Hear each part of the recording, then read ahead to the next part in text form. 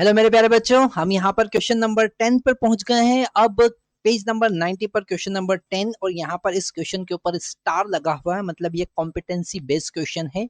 जरूर नहीं कि ये क्वेश्चन आपकी एग्जाम में पूछा जाए। टीचर कोई बाउंडेशन नहीं है टीचर को कि इस टाइप के क्वेश्चन वो पूछे ही सही, ठीक है, क्योंकि ये कॉम्पिटेंसी बेस्ड क्वेश्चन है, थोड़े से अपर लेवल के क्वेश्चन है। तो यहाँ पर उन्होंने गिवन है, दिया है क्वेश्चन में कि if both x minus two and x minus one by two are the factor of p x square plus 5x plus r, then show that p equal to r। ठीक है, तो हमारे पास में जो पॉलिनोमियल गिवन है वो given है p x square plus 5x plus r. ठीक है, अब अगर x माइनस टू एक फैक्टर है, इज अ फैक्टर, ओके, अगर फैक्टर है इसका मतलब x इक्वल टू 2 जो है वो इस इक्वेशन को सेटिस्फाई करेगा।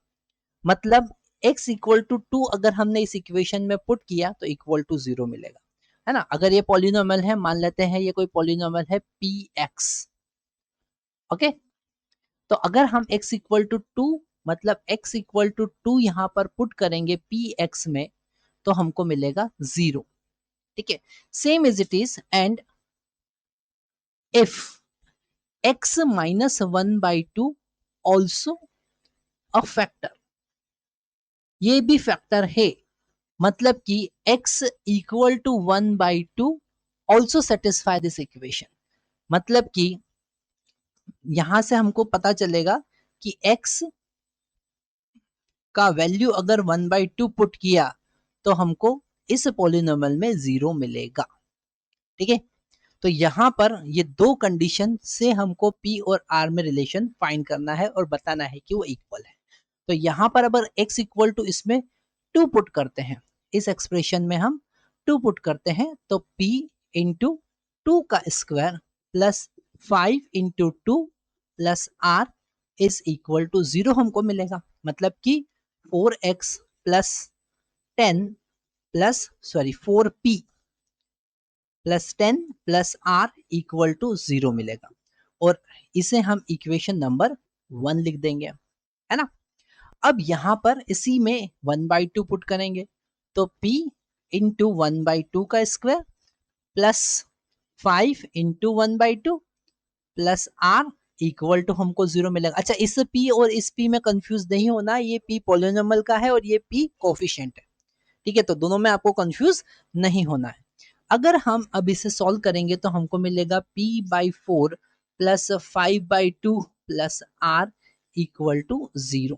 ठीक है, अब दोनों को साइमल्टेनियसली इसको हम लिखेंगे इक्वेशन नंबर 2। ये हमारा है इक्वेशन नंबर 2। ठीक है, दोनों को हम साथ में सॉल्व करेंगे, है ना। तो यहां पर एक काम करते हैं, दोनों को सब्ट्रैक्ट करते हैं। तो 1 माइनस 2 हमने किया। ठीक है, तो यहां पर अगर हमको सब्ट्रैक्ट करना है तो हम क्या करेंगे, हम यहाँ पर 4p plus 10 plus r equal to 0, okay. या फिर एक काम करते हैं, अगर हम कांस्टेंट टर्म को एलिमिनेट करें तो कांस्टेंट टर्म को एलिमिनेट करना है इस पूरी इक्वेशन में, अगर हम 4 का मल्टीप्लाई कर देते हैं, इस पूरी इक्वेशन में हम 4 का मल्टीप्लाई कर देते हैं, इंटू 4 कर देते हैं। ठीक है, यहाँ पर इंटू 4 हमने किया तो हमको मिला p प्लस ये हो जाएगा 10 प्लस 4r इक्वल टू 0।